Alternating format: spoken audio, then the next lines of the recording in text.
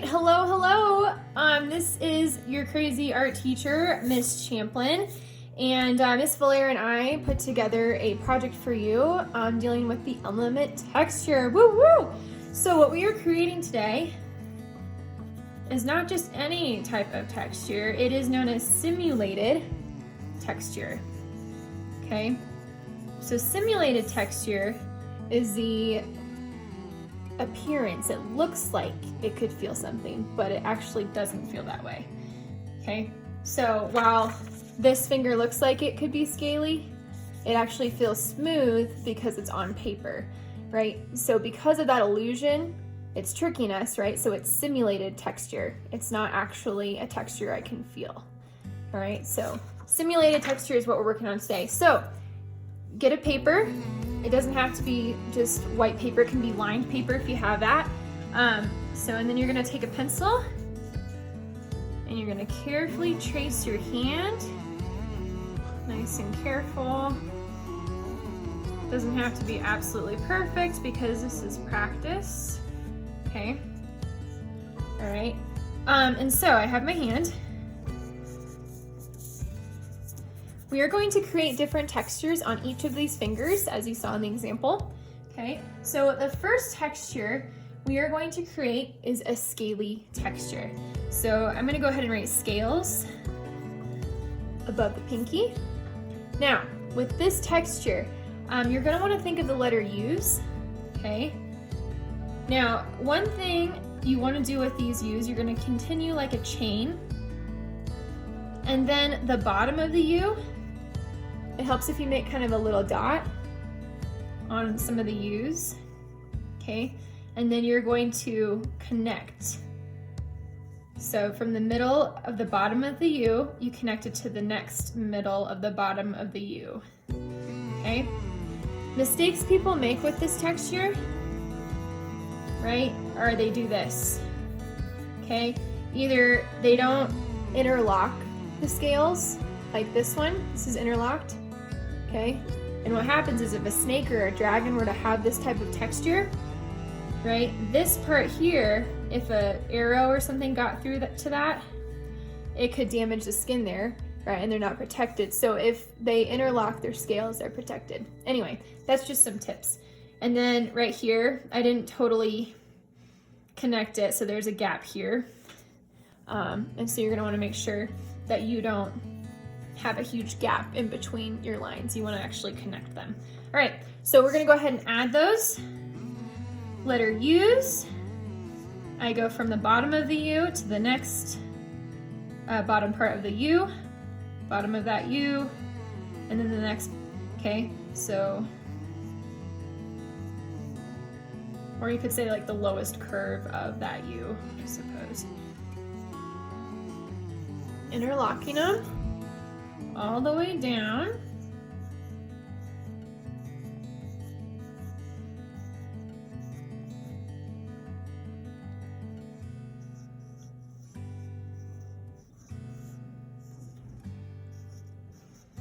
Now, to make these look more realistic, I would actually add a little bit of shading. So if you remember the element value, you could have a dark value, you can have a medium value, and you can have a light value, right? So if we want to show a more realistic scale, I'm going to take some of these scales and on one side make it dark and then shade a little bit lighter. So one side on a scale, dark to light. You could do this with all of the scales, but you really don't have to. That's kind of up to you. If you do it with maybe about half of the scales, it kind of, the viewer can kind of infer that the rest of the scales look like that. So I'm just shading dark within that scale to light. You could shade like the side, maybe this part, the left side of this finger, this scaly finger, maybe that's a little darker. Right, so you could shade the left side a little bit lighter and shade a lot of the scales like over the scales a little more instead of separately. All right, so that is a scale texture. All right, the next texture we are going to create is a hairy texture. Okay, this is pretty easy. And it's just lots of lines throughout. And notice how I'm not making them absolutely perfect, right? You don't want them looking because if something's fuzzy or furry, nope, Jet, nuh-uh. Sorry, I got my doggies in here and they like to bark a little bit.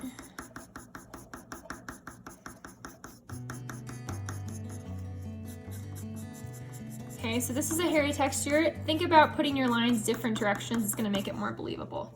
All right, third texture. Third texture, we are going to do, let's see. Let's go ahead and create spikes. The spikes can be a little tricky, so go ahead and listen to me, or hear me out, excuse me. Yeah, you listen to me, I'm just kidding. All right, so make a teardrop shape on the finger. Another teardrop shape, okay? And these are gonna be your spikes, okay? I'm gonna erase the line behind the teardrop because those spikes are there. We're not gonna see the skin behind it. Now, in order for this part to look like it kind of juts out of the skin, I'm gonna create a letter C and then a backwards letter C. So this is the skin around the spike that came out. Same with this part. C, and then backwards letter C. C, backwards letter C. Okay, now it looks like these spikes have kind of just jutted out of the skin. Now, to make these spikes look more believable, I'm gonna add dark shading or value on the left side. I mean, it can be whatever side you'd like it to be. I just chose the left. And then I kind of shade medium from there. Okay, so dark on one side, and then I have medium, and then light. Okay, so dark to light, and this is your spike. Spikes can be a little tricky, so if you struggle with this, don't stress out too much. I just want to see that you've tried it. Okay. All right, so next we're going to create feathers. Feathers can be tricky, but if you have a winged creature, you want to create feathers.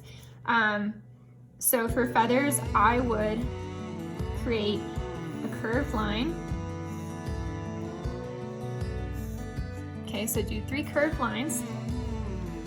And then you're going to just have kind of a, almost not quite a squiggle line, but kind of, you're gonna have a really free flowing shape here. Okay, and then same thing on your other feathers. Free flowing shape, it's almost like a bumpy line or a wavy line. Okay, erase the lines behind those feathers.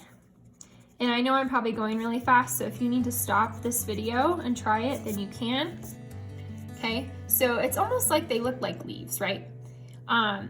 Some feathers, you can create a letter V, because sometimes they're missing part of the area of the feather there, makes it look more believable. I want you to think of feathers looking somewhat like really elongated leaves, adding those little lines. And oftentimes feathers, if they have this light feel, so your lines should be pretty light when you create those. And we want to add shading to make these believable too. So after you create that curved shape, bumpy line around it, and then those leaf lines, then you're going to lightly shade one side a light value. Okay. If you have black feathers, of course you're gonna shade darker, right? But if you do shade lightly, it just kind of helps showing more of a light, fluffy feel, okay?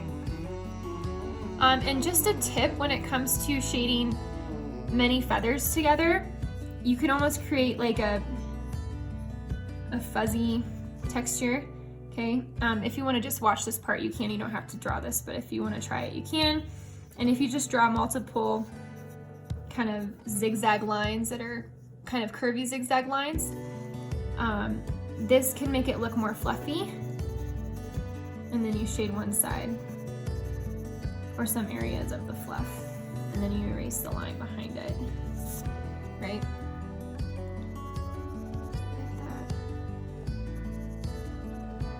Okay, so this is looking at these feathers from far away, or a group of feathers, that could be an option. All right, feathers are really tricky, so be patient with yourself as you're trying this, right? And this is gonna take a lot of practice, so just a heads up on that. All right, so next we are going to do, let's see here, let's go ahead and create a smooth texture.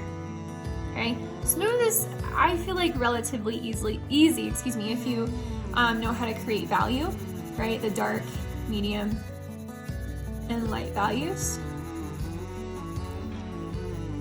Okay, so what you're gonna wanna do is decide where your shadow is. I'm gonna go ahead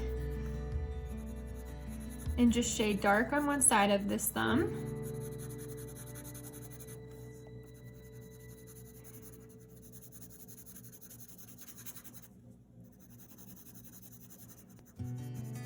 And then I'm shading a dark medium.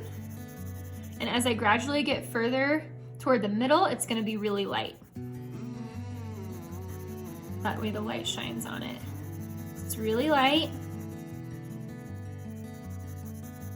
And then I'm going to start going darker as I get toward the outside.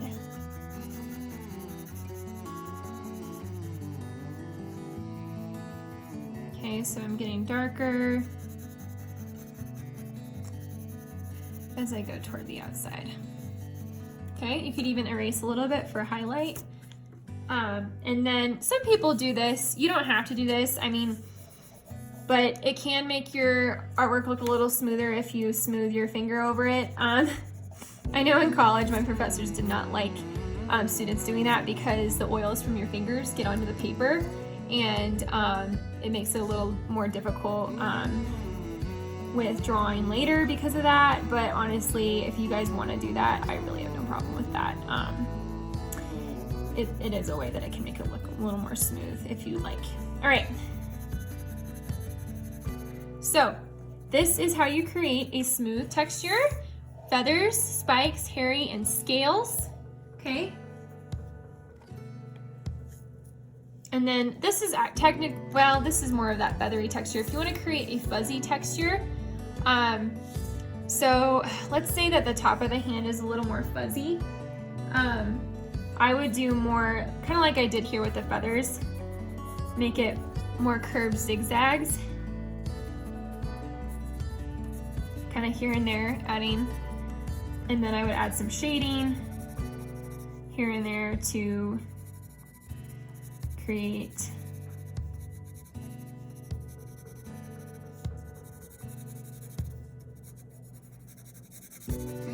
right. So this is a fuzzy texture. And if you want to create a bumpy texture, think of letter N's or upside down U's, and you're just going to make them different heights. This is almost the opposite of the scales, except you don't always have to connect each line, and this could look bumpy, and you could shade some of the bumps here to make them look more realistic. Okay, so these are bumpy textures.